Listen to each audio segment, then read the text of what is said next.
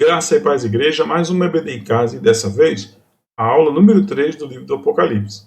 Na semana passada, nós estudamos as 7 igrejas, mas pesquisando na palavra no seguinte sentido, identificando na palavra onde o Senhor elogia a igreja, cada igreja, onde o Senhor faz a repreensão, onde o Senhor orienta, onde o Senhor faz a promessa em cada igreja.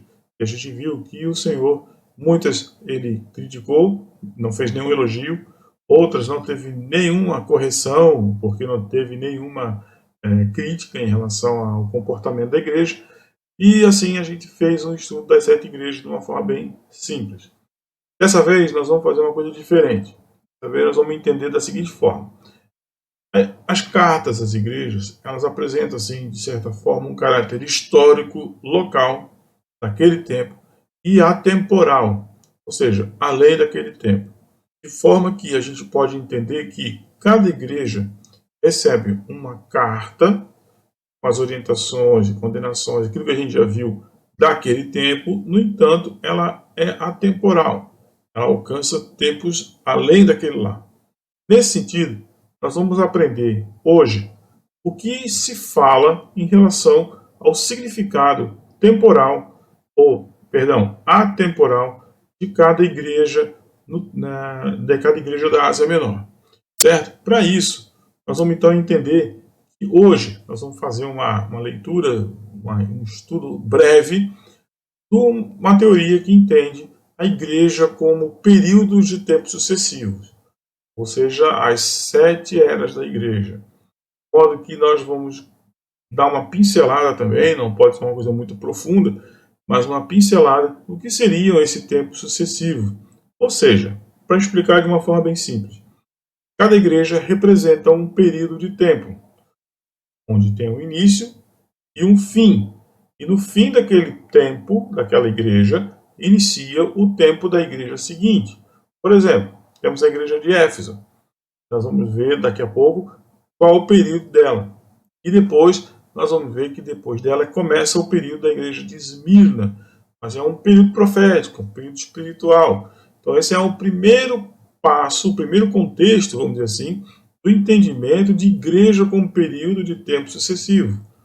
Tem gente que adota e acolhe essa ideia, tem outros teólogos que não. O que nós vamos fazer? Apenas apresentar para vocês que existe esse tipo de pensamento, mas ao final nós vamos fazer uma comparação, nós vamos fazer uma reflexão para fazer não o contraponto, mas uma crítica a esse tipo de pensamento. Não podemos entender a Bíblia como contraditória, então nós vamos fazer uma reflexão apenas. Em relação a Éfeso, a palavra Éfeso significa desejável. Você vai ver um elogio dela em relação à igreja, no caso de Éfeso, em Apocalipse 2, versículo 2 a 3. Há um equívoco na tela, no nosso slide, que está ali como se fosse Atos, né? Mas é Apocalipse. Tá? Os dois ali são Apocalipse, os dois trechos bíblicos. Então, Éfeso ele tem o significado de desejável. E ela, para fins dessa teoria, a igreja de Éfeso corresponde ao período de Pentecostes até o final do século I. Pentecostes, quando nasce a igreja, e o final do século I, quando falece, quando morre o último apóstolo.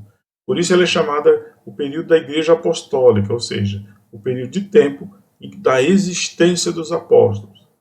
E aí, quando a gente passa para a igreja de Esmirna, ela tem o significado de ser a igreja de um período que vai do início do século II até 312. Ela é chamada igreja perseguida por quê? Porque foi a igreja que mais sofreu perseguição. Agora você pensa, por uma questão lógica, né? Você pega, por exemplo, o último apóstolo, João, ele falece, perde-se as referências, e aí a igreja sofre a maior perseguição possível. Por isso ela é chamada, o período é chamado período da igreja perseguida. Pérgamo significa casamento, a palavra Pérgamo. Você vai ver alguma coisa lá em Apocalipse 2, versículo 14 e 15. Você pode até, inclusive, disso que a gente está falando, pausar, dar uma lida nesses versículos, coisa que a gente já leu na outra aula, mas é bom rever. e ela vai do período de 313 depois de Cristo até 600 depois de Cristo. É a igreja que se uniu ao Estado. Por isso é interessante que se vê essa questão da palavra casamento, Pérgamo enquanto casamento, o nome casamento, e aí esses exegetas eles vão associando as características do período e colocam então como Pérgamo a igreja que se uniu ao Estado, que foi bem na época em que a religião cristã foi praticamente considerada assim a religião oficial do Império Romano. Com relação a Tiatira, fala-se que, entende-se que o nome Tiatira significa o sacrifício permanente. Isso significa que é uma igreja que teve o seu período de sacrifício, né? Então a gente entende que, né, por essa teoria, que o período dela é de 600 depois de Cristo até 1517 depois de Cristo. Por que isso? Porque é uma igreja, por isso fala de igreja profana, uma igreja que com o passar do tempo ela foi se perdendo. A característica da igreja ela foi se perdendo enquanto o primeiro amor, enquanto o âmago, enquanto a ideia da comunhão, e ela realmente que no período em que ela se uniu ao Estado, até 600 depois de Cristo, ela acabou se corrompendo. Então, diz que foi o período mais complicado. Por isso vai até 1517, vocês vão entender por quê. No entanto, essa teoria ela coloca que o período profético, o período espiritual da igreja de Tiatira é exatamente isso que vem depois que o Estado, depois que a igreja se uniu ao Estado, e aí passou por aquele período de 313 a 600, e aí depois disso, então, ela começou a se corromper, e tudo aquilo que a gente já escuta, já vê, assiste em filmes, a respeito do que era a igreja, que daí a única igreja cristã que tinha, né? O que era a igreja nesse período. Então, Tiatira, de acordo com a leitura, veja bem que interessante que é esse pensamento. Você faz a leitura e identifica na história. A igreja de Sardes, ela tem como significado remanescente, ou aqueles que resistiram. Seria mais ou menos, então, o período de 1517 até 1730, e é a chamada Igreja da Reforma. Então, pelas características de Sardes, que se viu e pelo período que se coloca, entendeu-se que esse período de tempo seria o período da Igreja de Sardes. Então, sempre lembrando assim que é o tempo histórico e o tempo daquele tempo, não, o temporal, vamos dizer assim, e o atemporal, que é aquele que é além do período em que foi escrito para a igreja histórica. Então veja, Sardes então seria contemplada com esse período. A igreja se identificou com as características da igreja de Sardes de 1517 a 1730. Por isso a igreja da Reforma. Lá um pouco mais adiante nós vamos voltar aqui para fazer uma característica. Mas antes eu já poderia dizer para vocês assim, veja que Sardes é uma igreja que, na escrita, na leitura, é uma igreja que não tem elogio nenhum de Jesus. Se você observar, na leitura do Apocalipse 3, versículo 1, ele já chega praticamente disciplinando a igreja de Sardes.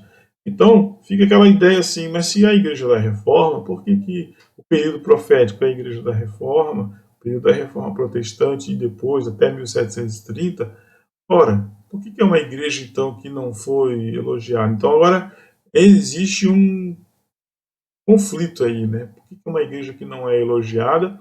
O que é o período de uma igreja que não é elogiada? É exatamente o período onde o evangelho é espalhado para o mundo inteiro e é lido na língua dos povos, né? Ao invés de ser apenas o latim. Então, houve eu digo que um avivamento do Senhor nesse período, e aí é exatamente o período que é atribuído à igreja de Sardes. Aí já começa a ruir um pouco essa teoria de colocar tempos proféticos, né? Dizer que cada igreja significa um período de tempo. Na minha opinião e na opinião de alguns bons teólogos, a gente entende, eu entendo pessoalmente, que fica um contrassenso aí você chamar de Sardes a igreja, pelo menos dar a igreja de Sardes o período que começa com a reforma. E, na verdade, a reforma ela veio fazer um trabalho totalmente diferente da crítica que o Senhor faz à igreja de Sardes. Então, aí entra um pouco de conflito, começa a criar uma fissura aí na ideia cristalizada de que as igrejas têm o significado de tempos sucessivos. Muito bem. Filadélfia, então, você pode perceber que significa amor fraternal, e aí vai de 1730 a 1900 e é chamada da Igreja Missionária. Aí os teóricos dessa ideia entendem que ali, a partir de 1730, é que houve a grande expansão, houve o grande avivamento da igreja. Eu tenho um pensamento, isso é um pensamento muito particular, e já na reforma houve esse impulso, assim. Até porque, se você for estudar a história da igreja, bem antes da reforma já existiam pessoas que já vislumbravam essa ideia por exemplo, de desconectar a igreja do Estado. Até porque essa coisa da igreja com o Estado foi o que corrompeu, né, o clero a ponto de fazer com que as pessoas cometessem absurdos condenáveis, por exemplo, com as ideias de Martinho Lutero, ou condenáveis pelas ideias de Martinho Lutero. As 95 teses elas iam exatamente em choque com esse comportamento da igreja, exatamente pelo fato dela já estar corrompida. Então, essa é a ideia. Então, eu acho que Sardes, pessoalmente, eu entendo que Sardes, representando o período da Igreja da Reforma, eu acho um pouco temerário. Por isso, e atribuir a Filadélfia, então, esse momento, porque daí houve a expansão para outros continentes e tal, do Evangelho. Então, eu acho que fica um pouco complicado entender, e essa é uma opinião, não somente minha, mas de muitos teólogos, de que é um equívoco achar que é um ponto solto, é um período solto no tempo, no espaço-tempo, o período a partir de 1730, porque isso só foi possível porque o período anterior aconteceu. Mas esse é o que rege essa teoria que a gente está apresentando. E por fim, a igreja de Laodiceia. Laodiceia tem o significado governo do povo. Então, para essa teoria, entende-se que já não é mais o Senhor que manda, o Senhor que orienta, o Senhor que governa, mas o povo. E o povo, quando começa a fazer esse movimento de autonomia, ele começa a se afastar de Deus. Por isso é chamada a igreja da apostasia. A igreja que começa a voltar as costas para o Senhor. E aí é uma igreja que começa, é um período, né, da igreja de Laodiceia, um período que começa em 1900 e vai até a volta de Jesus. Meu comentário sobre isso, né, vamos fazer uma reflexão aqui, é que se realmente a coisa funcionasse com datas certinhas, eles poderiam até prever a data da volta. Mas, por uma questão de zelo e de fé, esses teóricos não vão fazer isso, porque daí já estariam agredindo a palavra. Mas é um período de igreja que se entende, até muitos escatologistas dizem que é o período que nós estamos vivendo, é o período da volta do Senhor. Por isso a igreja da apostasia, uma igreja que está perdendo a fé, a igreja que está voltando as costas para o Senhor, caminhando com as próprias pernas, não se importando com o que o Senhor deseja, qual é a vontade do Senhor, mas é uma igreja que está vivendo esse movimento de apostasia. Assim é a teoria que diz que a igreja, ela é as igrejas, vamos dizer assim, são sucessões, períodos na história da própria igreja. A partir dessas informações, vamos começar a buscar algumas reflexões. É necessário que nós, como cristãos, precisamos criar interrogações para entender assim até que ponto o que foi apresentado é, de fato, a verdade absoluta. Não que se tenha a intenção de se buscar a verdade absoluta, mas uma teoria, quando ela é exposta, é preciso que a gente pense e reflita sobre ela. Bem, então vamos voltar à ideia da mensagem temporal e mensagem atemporal. Nós já falamos que a mensagem temporal é aquela mensagem das cartas para as igrejas da época de João. João recebendo a mensagem de Jesus, registrando e enviando para as igrejas históricas, lá as 7 igrejas que a gente já vem relacionando. E a mensagem atemporal é aquela mensagem que vai além daquele tempo. E aquela teoria que a gente apresentou, ela diz que o além daquele tempo são exatamente os períodos proféticos da igreja, sucessivos inclusive. Mas a provocação que eu vou fazer agora para você é a seguinte: será? Será que realmente é dessa forma? Será que a mensagem atemporal não é uma mensagem que nos alcança, não somente naquele período? Porque veja bem, se você pegar uma igreja X e ela está alinhada a um determinado período, ora, então aquela mensagem que foi dada é para aquele período ou ela nos alcança? Pessoalmente, eu prefiro acreditar que as cartas elas foram escritas por João, são cartas de Jesus escritas por João, elas foram endereçadas às igrejas locais históricas, entende? Mas que todas elas foram direcionadas a toda a igreja em todo o tempo. Porque certamente nós entendemos que, às vezes, nossa igreja, nós, enquanto igreja, nos comportamos como Sardes, comportamos como Esmirna, nos comportamos como Laodiceia, ou Filadélfia, enfim. Em todo o tempo, a igreja se comportou como as características boas e as características ruins de cada igreja. Por exemplo, nós estudamos que a igreja agora, a última, né? A igreja de Laodiceia, a igreja da apostasia.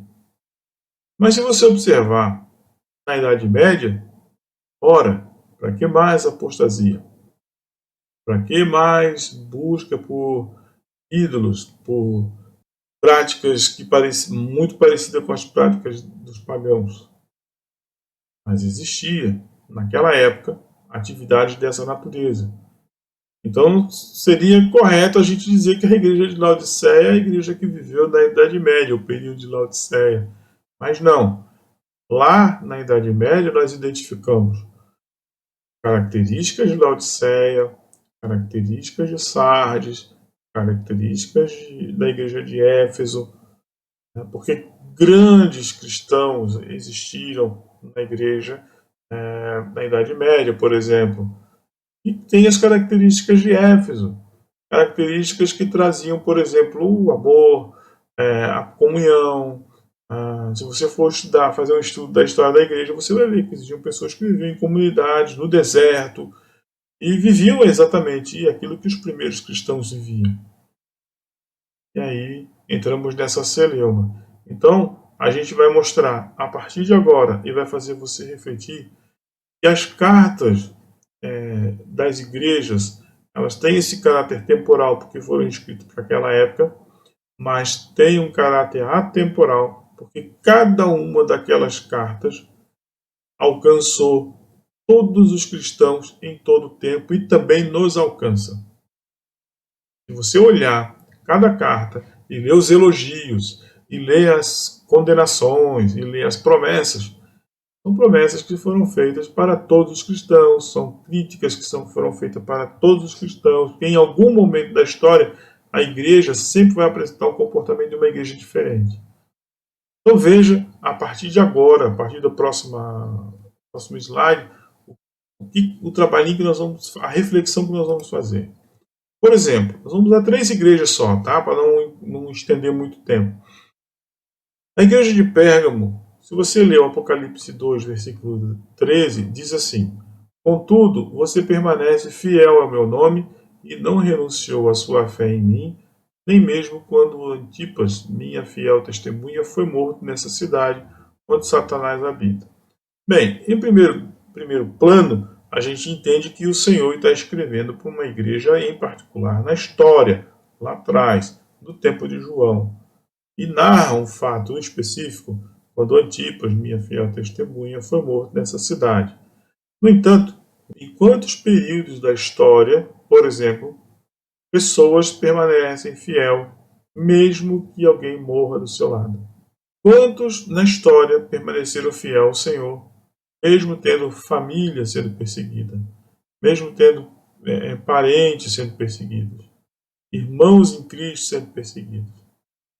Ora, o que é a igreja hoje, por exemplo, na face oriental do planeta, o que é a igreja hoje na Europa, se não é uma igreja que, além de sofrer perseguição, também existem pessoas que resistem na fé, pessoas que são perseguidas, mas não preferem morrer a negar o nome do Senhor e permanecer fiel. Então a mensagem para Pérgamo é uma mensagem que o Senhor faz para eles lá, mas também nos alcança. E alcançou muita gente no transcorrer da história. O segundo versículo diz assim, que é o 15: de igual modo, você tem os que se apegam aos ensinos dos nicolaítas. Nicolaítas são os discípulos de Nicolau. Diz a história que Nicolau, aquele diácono da passagem de Atos 5, acho que é Atos 5, mas há controvérsia.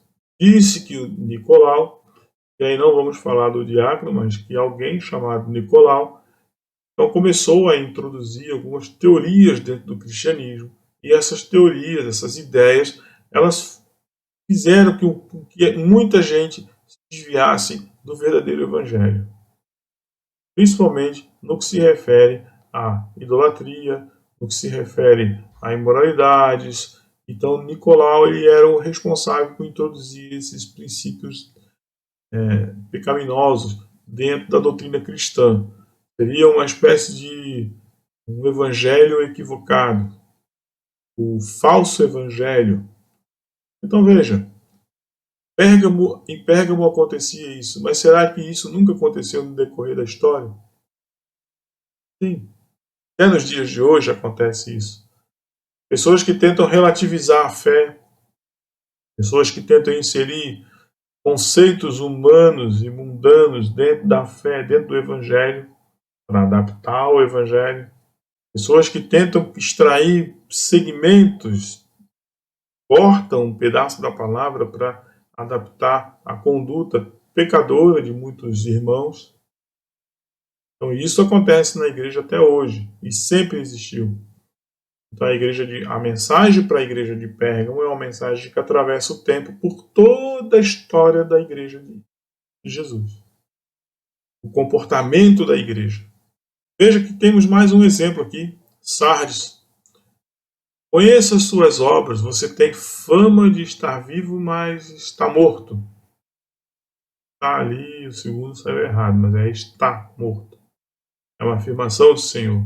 Você tem fama de estar vivo, mas está morto. E nós tínhamos mais ou menos explorado na aula anterior o que significaria isso.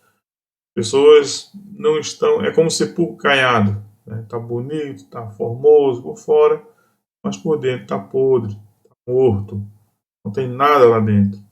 Então, essa é a ideia da igreja de Sardes. Eu pergunto: é justo dizer que Sardes é um período profético de um determinado tempo? Ou a gente entende que Sardes é uma mensagem que foi para a igreja local, histórica, e atravessou o tempo até nos alcançar? Todos viveram algum momento, a igreja, né? E nós, como corpo, vivemos em algum momento da história em que parecíamos estar vivos, mas estávamos mortos. E isso, podemos assim falar, voltar à Idade Média, né? É onde teve a expansão do cristianismo através de cruzadas e tal, mas na verdade isso não era nada vivo, era morto. não cresceu, não avançou, não agregou nada na vida das pessoas enquanto fiéis, verdadeiros em Jesus Cristo. E aí veja, o que diz em Sardes ainda? Obedeça e arrependa-se. Mas se você não estiver atento, virei como ladrão e você não saberá a hora que virei contra você. Ora, senhores, isso também nos serve. Obedecer e nos arrepender. Isso também nos alcança. Então, isso não pode a gente não pode entender que isso é uma característica de um período profético para aquele momento histórico, mas ele é atemporal porque ele atravessa por todo o tempo e nos alcança. Nós também temos que buscar a ideia de estar atento, de obedecer, de arrepender, estar atento, porque o Senhor virá como um ladrão. Essa é uma mensagem que, inclusive, vem para o final dos tempos. Mas, por isso que a gente entende que o atemporal ele não é um período específico que segue uma sucessão de tempo. O atemporal é a mensagem que vem por toda a história da igreja. Porque em algum momento as pessoas estavam tão desleixadas que o Senhor precisaria dizer: ó, eu virei como ladrão. E aí você não saberá a hora que eu virei contra você. E contra você não é que o Senhor é vingativo, é questão do juízo mesmo.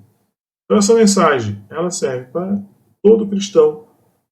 E todo cristão, durante toda a história da igreja, ele precisa estar atento. Porque o Senhor, em qualquer momento, voltará.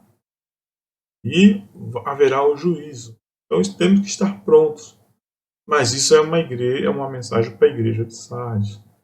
E pela teoria anterior, chegou bem no período da Reforma Protestante. Lembra?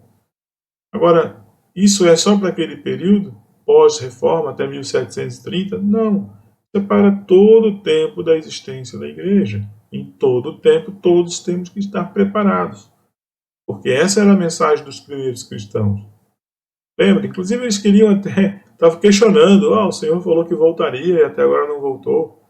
Mas a mensagem era para que estivéssemos o tempo todo atentos, preparados para a volta do Senhor.